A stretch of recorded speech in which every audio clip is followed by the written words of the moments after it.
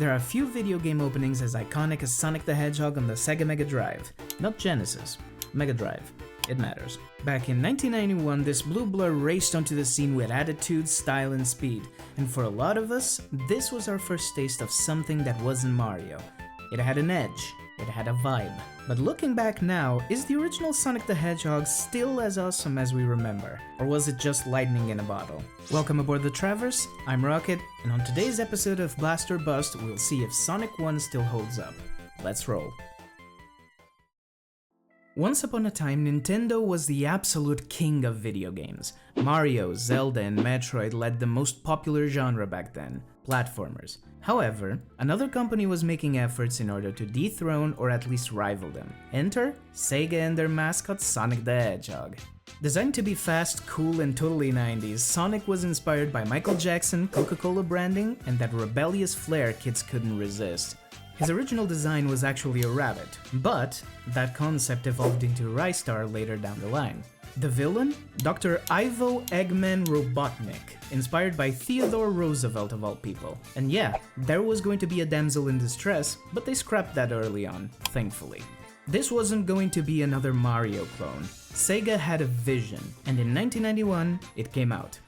Sonic 1 is a 2D platformer, but it plays a bit different from what players were used to at the time. Sure, the controls are standard. Directional pad to move, any face button to jump. Hold the button for a higher jump, tap for a short hop. You can also look up or crouch for better awareness too. But the real innovation? Momentum-based physics. When Sonic rolls down a hill, he gains speed. Roll up a slope, he slows down. Jump off a slope at the right angle and you'll soar across the screen. It created a dynamic, almost kinetic relationship between Sonic and the level design, one that rewarded mastery and experimentation. And that, more than anything else, is what made Sonic special. Sonic levels are layered. You've got an upper path, which is trickier to reach, but loaded with rewards, a middle path, the natural route most players take, and a lower path, usually the punishment zone.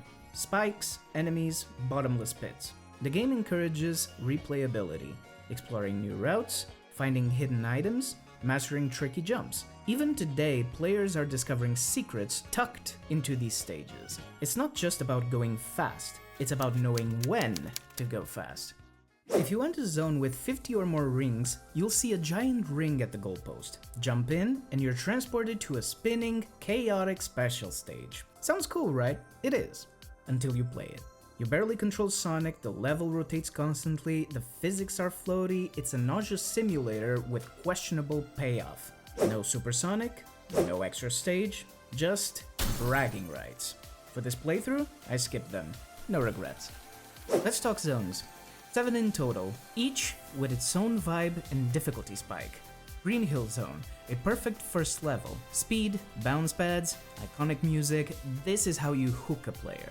Marble Zone slows things down. Lots of lava, heavy on waiting, not a fan but the contrast works. Spring Yard Zone, great track, fun mechanics. Feels like a jazzed up pinball machine. Solid Boss 2, Labyrinth Zone, the infamous water level.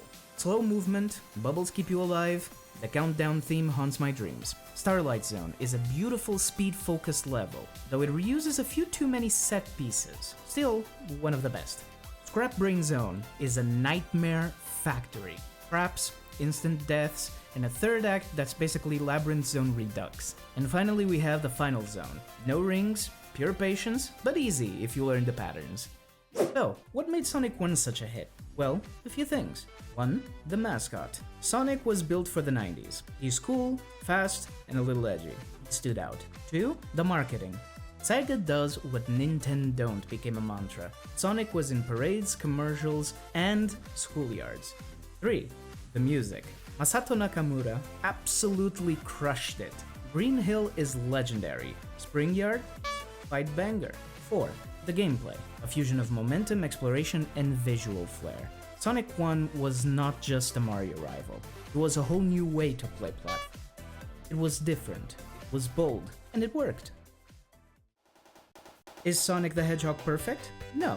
The special stages are a mess, some levels slow down the pacing, and Scrap Brain can go straight to cartridge hell. But the impact? Unmatched. This was Sega's statement of intent. It birthed the Mascot, rivaled an empire, and started the console wars.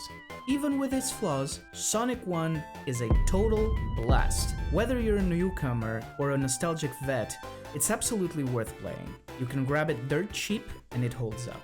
This is where it all began. Thank you so much for watching the third episode of Blast or Bust. If you enjoyed this episode, do the classic thing, hit that like button, drop a comment, and subscribe for more game reviews and essays. This has been Rocket, signing out.